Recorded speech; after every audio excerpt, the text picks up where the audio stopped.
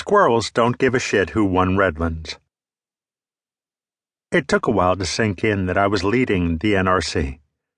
I'd never cracked the top 30, but I was a changed man now that I had a win under my belt. If you can do something once, you are never incapable again. Getting stronger each year was the easy part. Now I knew how to win. It took me 6 years, but I'd figured out bike racing. I was proud of that at first, but then I finished reading The Making of the Atomic Bomb on the flight home. The Manhattan Project only took 4. Riding a high from the great result, I wondered how long it would take to wear off. When would I get jaded and cynical again? When competition is your job, it's hard not to tie your happiness to how your last race went. But you can't live if you beat yourself up every time you don't win, and it's hard to keep things in perspective when you do. Jonathan Vaughters had congratulated me in an email, so I was half convinced I'd be riding for his Gaimon team in 2013. The win was getting to my head, but I didn't fight it, because being a champion means going into every race feeling like a winner, not wondering whether you can do it. When I got home, I even noticed a change in Pat and Luca.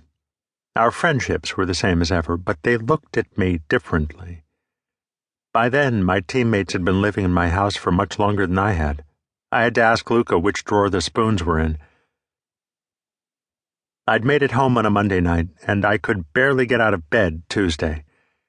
2 weeks of heavy breathing in polluted air, several days of racing in cold rain, and pushing my body beyond its limits had all added up to a headache and fever.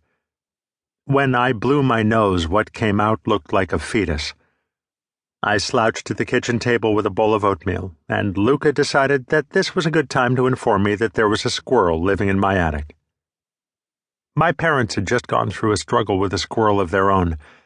Every time I'd spoken to my mother, I tried not to tune her out as she talked about squirrel traps, poisons, reinforced gutters and flashing, and the $5,000 they spent to finally get rid of it. Now I had vermin in my attic, but I didn't have $5,000.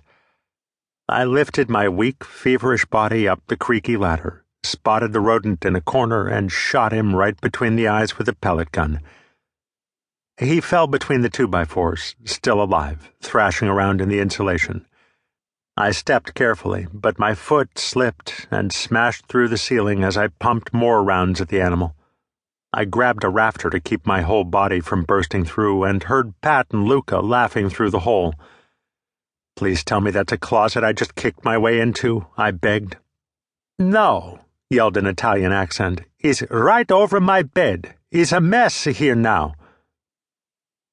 The squirrel was dead, but my exhaustion was now compounded by insulation in my lungs, 20 minutes of crouching and sweating in a hot attic, and the knowledge that I had a ceiling to patch.